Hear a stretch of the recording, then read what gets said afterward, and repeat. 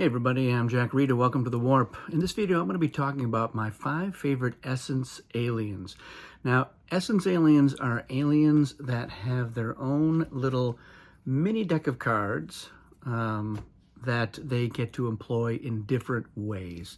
So it's an extension of the alien's power. This was first introduced in Cosmic Eons. There were a number of Essence aliens, and Cosmic Odyssey adds some more in there. So this is the top 5 drawn from both of those. So we're going to start with the number 5 alien that I like the best with the Essence ability, and that is Oligarch. And this is probably not going to be a favorite among a lot of players. It's a very powerful alien, but I really love the way that the Essence cards work for it. So you're going to take the 5 privileges as your Essence cash. You automatically start the game as the first player. That's your first thing. You have the power of greed. So every time you draw a new hand of cards, including at the beginning of the game, draw 1 additional card. That's another little fun exclusive. You accumulate privileges up to the highest number of foreign colonies that has been reached by any player. So you use this power whenever any one player has more foreign colonies than the number of your face-up privilege cards. And then you're going to look through the cache and you're going to pick one to put in play. And if you're zapped, then that privilege is removed from the game. So it's a very unique take on how Essence cards work. So our first of 5 privileges is called Compensation Control. So for Oligarch, this is when you should collect compensation, collect 2 more compensation. All other players who should collect compensation, collect 2 less, 2 fewer. So that when you put that into play, that has an effect on everyone, but it favors Oligarch and not everyone else. Number 2 is called Encounter Envy. So when you're a main player and reveal an attack card, add 3 to your total. All other main players who reveal attack cards subtract 2 from their totals. So that's a nice 5-point spread there, better than human. Number 3 is called the Rewards Siphon. When you should receive rewards, receive 2 more rewards. All other players who should receive 1 reward receive 1 less. So you can start to see why this is not a favorite alien for a lot of players. It's certainly a blast to be Oligarch. Number 4 is called Victory Possession. So you need 1 foreign colony fewer than normal to win the game via the normal method. All other players need 1 more. So they need 6 and you only need 4. And then finally we have Warp Claim. So when you should lose ships to the warp, lose 2 fewer ships to the warp. All other players who should lose 1 or more ships to the warp, lose 1 more ship. Ships that would have been lost return to colonies. So again, anytime that somebody advances up to that player foreign colony count, you look through these 5 cards and choose 1 to put in play. So yeah, that's crazy. It's crazy powerful, but it's a really unique take on Essence cards, which is why I like it. So number 4 from Cosmic Odyssey is Cosmos. So this one basically has pushed Anarchist out of my top 5. I really like Anarchist. I still think it's great. This is a different take on that particular type of implementation. And I think it's a little more elegant and interesting. It's certainly pithier. So you have the power of rules. So if you are not the offense, after the offense wins the encounter, you may use this power. Look through your Essence card set, choose 1 rule, and play it face up next to this sheet. Instead of playing a rule, you may choose to discard a rule already in play. The abilities on rules are available to all players. After another player uses one of your rules, you gain 1 reward. So Cosmos is going to be adding new rules to the game, and when other players take advantage of those new rules, Cosmos will get a reward. Now, Cosmos can use those new rules as well, won't trigger the reward, and if something is benefiting other players more than Cosmos, Cosmos can has a way to get rid of that new rule. So there are 8 new rules, and you'll have 3 of these at a time. So the first one is called Start Turn, and you'll see that these all basically map to the phases. So a new rule for the Start Turn. At the start of your turn, you may draw a card from the deck or discard a card from your hand before determining if you must draw a new hand. So that's a kind of a fun little new rule. This one's the regroup rule. During your regroup phase, you may redistribute any number of your ships on your colonies among your colonies. So it's something that a lot of people think that you already can do. Now this makes it a rule so that you actually can. The Destiny rule. When you draw your own color for Destiny, you may treat it as a wild Destiny card. That's kind of fun. The launch rule. After the hyperspace gate is aimed at one of your home planets, you may re-aim the gate at any other planet in your system where the offense does not have a foreign colony. And this is a really fun one to have with the space stations or moons in play. Get some interesting interactions there. The new alliance rule. After alliances are formed, if you are not a main player or ally, you may ally with either main player by sending more ships into the encounter without exceeding your ship limit than that player has in the encounter. So if, as the offense, you don't want somebody just joining you, you have to send 4 ships. So that has an interesting effect on gameplay. The new planning rule is number 6. During the planning phase, after cards are selected, you may force any selected negotiate cards to be flipped face up. If your opponent did not select negotiate, you may swap your selected card with another card from your hand. So this really makes trying to go into a deal situation and see if you can trust the other player very interesting. The reveal rule. As a main player, after cards are revealed, if you reveal the negotiate, you may send one of your ships in the encounter to the warp to discard that negotiate and replace it with an attack card from your hand. Imagine this one and the planning rule in place, and that gets really crazy. And finally, the resolution rule. As a main player, after you win the encounter, you may gain 1 reward. This occurs after compensation is collected, if any. So, not super drastic necessarily, but an interesting twist on how the game might unfold. And Cosmos has to really think about which rules they want to put in play, especially as they are waiting for their own turn to come up, and see how they might take advantage of it. All right, my number 3 favorite alien that uses essence cards is Witch. So, Witch has the power to curse, and as a main player or ally, after you lose an encounter, you use this power to curse one or more opposing players. For each player, you're going to choose one of your curse cards from your essence cache, place it face up in front of them. You cannot curse a player who is already cursed. And during each regroup, each cursed player may place one of their ships from their colonies onto the cursed card. After a cursed card has a number of ships on it equal to the number on the card, all of those ships are sent to the warp and the curse is placed in your unavailable pile. So this is a very different implementation. There are other essence aliens that basically can punish you, but they're playing those cards face down. You don't really know what's going to happen to you. But here you do know exactly what it is. And it's the only essence alien that has these numbers on there. So this was an idea that somebody pitched on Board Game Geek that I thought was a great idea. So held on to that. When it came time to implement Witch, that's what we went with. And there was a lot of speculation about, a deck of curses as a way to do Witch. And I think Essence Aliens really was the way to do it. So let's look at the 7 different curses that you can give people. The Alliance Curse. You cannot become an ally or invite allies. And again, that's for 3 encounters. So you're going to have to lose those ships.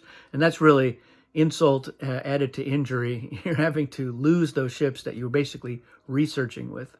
Number 2 is the Artifact Curse. So discard all artifacts in your hand. If you gain any artifacts, you must discard it immediately. So that can be pretty harsh. The Flare Curse. Discard all flares in your hand, and if you gain 1, discard it immediately. The Attack Card Curse. As a main player, before encounter cards are selected, you must reveal the attack card in your hand that has the highest value to all players. So you're telegraphing, all right, I've got the 30. That doesn't mean that you're necessarily going to play it, but that's rough, and that's a 4. So everything's been a 3 up till now. The Win Curse. You cannot win the game. So you give somebody this curse, and especially when they're close to winning, it's a good one to give to Oligarch. Totals. This is the other one that is 4. So the Totals Curse is a main player. Ships on your side subtract from your encounter total instead of adding. Now, this is a great curse to give to antimatter, or maybe even to loser. but usually not going to give it to those guys. And then finally, we have the non-encounter curse. For 3 ships, you cannot play any non-encounter cards from your hand. So reinforcements, flares, artifacts, all this stuff from the reward deck.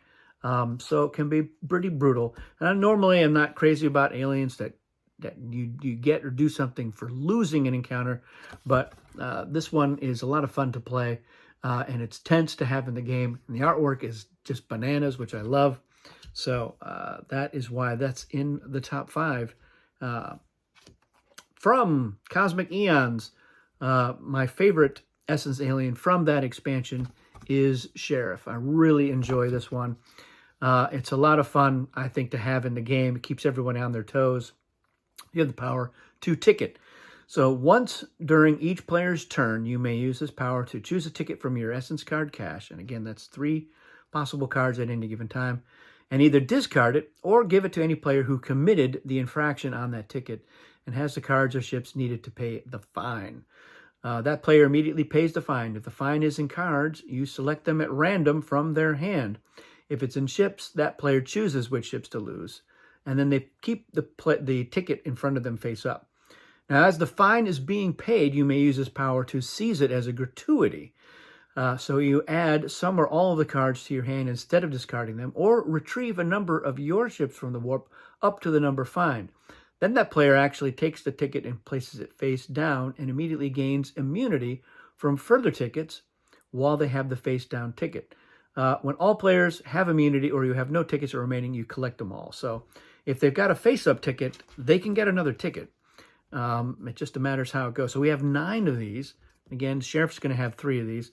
So we have the excessive force ticket. The infraction is winning an encounter by more than 10 or revealing an attack card of 20 or higher as a main player. And the fine is you have to discard 3 cards. Our next one is Gridlock. So infraction is having more than 10 ships in the warp, and you have to discard 2 cards. So that's not happy for you. Illegal parking, having more than 4 of your ships on a planet, discard 1 card. Littering, discarding more than 3 cards at one time. You must lose 2 ships to the warp. We have loitering. The infraction is not accepting an alliance invitation, and you have to discard 1 card. Obstruction is canceling a player's card or action. Discard 2 cards. We have panhandling. This is being able to send multiple ships as an ally, but sending only 1. You have to lose 2 ships to the warp. Trespassing, aiming the hyperspace gate at a planet with 1 or fewer ships, lose 1 ship to the warp. And vagrancy, having only 1 ship on a foreign colony, discard 2 cards. So I just think this is a funny alien. I like all of the crimes that you can commit. Artwork, again, is top-notch. So I love Sheriff. I love making people that I know the game well play as Sheriff, because they are much more on the ball, and they love, looking through those Essence cards and making sure that people are following the rules. And then we get to my number 1 Essence alien, and it's from Cosmic Odyssey, and it is the Zilch. Now, the Zilch was an alien that was invented during the Eon days as a way to bring in a 7th player. They'd only played up to 6 back in those days. And the Zilch player didn't have a hand of cards. They didn't have a system. They didn't have any tokens or ships. So they were basically just somebody sitting there watching the game. But at the start of the game, they'd write down who they thought was going to win. And then while the game went on, they could look at anything that they wanted to, people's hands, the deck, secret stuff, and they could tell anybody anything they wanted, including lies. And the idea was that they would get to win if the person that they picked also won. And I, as a completist, I wanted to have Zilch in the game in some way. So I brought it in, but I decided, it needed to have its own sheet. And it seemed like an Essence alien would be a great way to implement Zilch. So I'm really happy with how Zilch turned out. The artwork is funny, it's amazing and weird. I don't know if it's a Zilch. It was actually leftover art from Cosmic Eons. This was the Cosmic Grail is kind of what that was. I think it still kind of works. So game setup, you're going to secretly choose a Destiny card. that matches a player color and does not have a hazard warning, and place it face down on the sheet. That player is ordained. So this is in line with Fantasy Flight's not being interested in having people write stuff down. There's always a token or some way to do it. And I thought this was a good way to implement it. You're choosing that. It's also, eventually people can figure it out. They might figure it anyway, but it's nice that you've got that extra little element in there. So you have the power of Zilch. Once per encounter, you may use this power to play a fate from your Essence card cache. And then if the ordained player wins the game alone, you win the game with them. And if the ordained player wins as part of a shared win that does not include the Zilch, then the Zilch wins instead. And Zilch can win normally. So we've given the Zilch 7 of these fate cards as a way for them to help the player that they picked to win, or to throw people off, or just to, I don't know, be an agent of chaos. So we have the first one is called the Zap. So the way this works is cancel 1 use of another player's power. That power may not be used again during this encounter. So it's a nice way to have a cosmic zap in there. Our next one is called Shield. And this is kind of the opposite. Before another player uses their alien power, prevent it from being canceled by any effect for the rest of the encounter. So that's a little insurance policy. We have Peek. So this is very on brand for the old Zilch. Look at one of the following: a player's hand, any face-down cards on an alien sheet, the top 5 cards of a deck, a token, an Essence card cache, or selected encounter card. Then you may speak privately or publicly with 1 or more players. Talk about what you've just seen. This one is called Psych. So as an ally, after encounter cards are selected, but before they are revealed, return your ships from the encounter to your colonies. You may force another ally on either side to do the same. So you can use this as a way to, get the player that you don't want to lose, or you want the win, to kind of get them out of there, or to foil somebody else's actions that might help the player that you picked. This one's called Donate. So give a non-encounter card from your hand to another player. And normally you can't do that. We have Reward. When you would gain rewards, you may choose another player to gain some or all of them instead. And then we have Steal. And this one is take a card at random from another player's hand. After looking at it, give it to a player other than yourself. So again, it's a really interesting and I think different implementation for Essence cards. You're using these to try to manipulate the other players, or to drive things towards helping the player that you picked to win. And of course, you can still do things that will throw people off so they don't necessarily know who it's going to be. Maybe even steering somebody into getting into the joint win so that you can win alone completely by yourself. So Zilch, I think, is a lot of fun to play. I think it is fun to have in the game even when you're not playing Zilch. It's fun to try to sleuth out who it is that they picked. And then you got to think about, all right, do I go for the joint win? Do I think, they picked blue. Maybe we don't want to have blue come along. So, and a really masterful Zilch totally throws everybody off. So those are my top 5 Essence aliens. Let me know what you think of these aliens. Let me know what your favorite Essence alien is. Do you even like the Essence aliens? I think it's a great idea. It was something that actually somebody at Fantasy Flight had contributed as a way to jazz up some of the aliens and, take a lot of the burden off of the alien sheet itself and create some interesting new effects. And I think a lot of the Cosmic Encounter community, once the Essence alien idea was out of the bag, they latched onto it, and I think that's great. There's some really interesting Essence alien homebrews out there. Tell me about one of yours for sure. That's it for this one. Thanks, everybody, for watching, and we'll see you again soon.